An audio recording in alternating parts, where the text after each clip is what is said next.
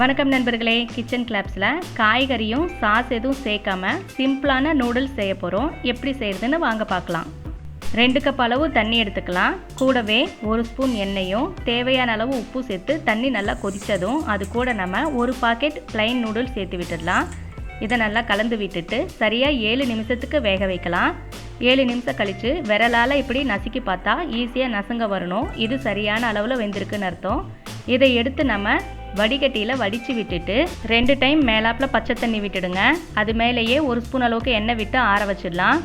வீட்லேயே ஒரே ஒரு சின்ன வெங்காயம் நட்டு வச்சுருந்தேன். அது நல்லா தளத்தலன்னு வந்திருக்கு. கூடவே கொத்தமல்லியும் போட்டிருந்தேன். அதை நான் எடுத்தாச்சு. இப்போ இந்த நூடுல்ஸ்க்கு நம்ம இந்த வெங்காயத்தை யூஸ் பண்ணிக்கலாம். இந்த மாதிரி வெங்காயம் வீட்டிலே நம்ம நட்டு வைக்கிறதுனால நார்த் இந்தியன் ஸ்டைலில் நம்ம எந்த உணவு செஞ்சாலும் அது கூட இந்த வெங்காயத்தால் போட்டுக்கிட்டாக்கா ரொம்பவே ருசியாக இருக்கும். உங்கள் கிட்ட இருந்தால் சேர்த்திக்கோங்க, அப்படி இல்லாட்டி தேவையில்லை. 1 பச்சை மிளகாய் கட் பண்ணி எடுத்துக்கலாம். 1 மீடியம் சைஸ் பெரிய வெங்காயத்தை நல்லா தோலெல்லாம் எடுத்துட்டு 2ஆக கட் பண்ணிக்கலாம். நம்ம எல்லார்கிட்டையும் கண்டிப்பாக கேரட் துருவி இருக்கும். அந்த கேரட் துருவியில் பஜ்ஜி சீவுற பிளேடில் பெரிய வெங்காயத்தை இந்த மாதிரி கட் பண்ணி சீவி விட்டாக்கா ரொம்ப மெலிசாக சூப்பராக நமக்கு வெங்காயம் கிடைக்கும். இதுக்காக நம்ம எந்த கட்டரும் யூஸ் பண்ண தேவையில்லை. ஒரு 4 பல்லு பூண்டை நசுக்கி எடுத்துக்கலாம்.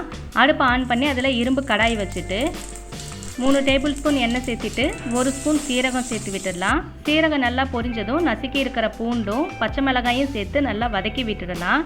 இது நல்லா வதங்கினதுக்கப்புறமா இது கூட நாம் கட் பண்ணி வச்சுருக்கிற பெரிய வெங்காயம் சேர்த்திட்டு தேவையான அளவுக்கு உப்பு சேர்த்து நல்லா வதக்கி விட்டுடுங்க.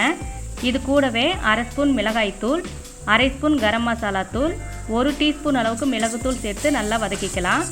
வதங்கினதும் இது கூட வேக வச்சுருக்கிற நூடுல்ஸ் சேர்த்து நல்லா கிளறி விட்டுடலாம். உங்களுக்கு வேணும்னா தக்காளி சாஸும் காஷ்மீரி ரெட் சில்லி பவுடரும் சேர்த்திக்கோங்க. இப்போ மசாலா எல்லாம் நூடுல்ஸில் கலந்து வந்ததுக்கப்புறமா கட் பண்ணி இருக்கிற வெங்காயத்தால் சேர்த்திடலாம். வெங்காயத்தால் இல்லாட்டி பெரிய வெங்காயத்தை பொடிசாக நறுக்கி சேர்த்திக்கோங்க. கொத்தமல்லி தழை தூவிக்கோங்க.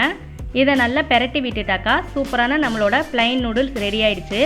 நீங்களும் செஞ்சு பாருங்கள். திரும்பவும் இன்னொரு ரெசிபியில் சந்திக்கலாம். நன்றி.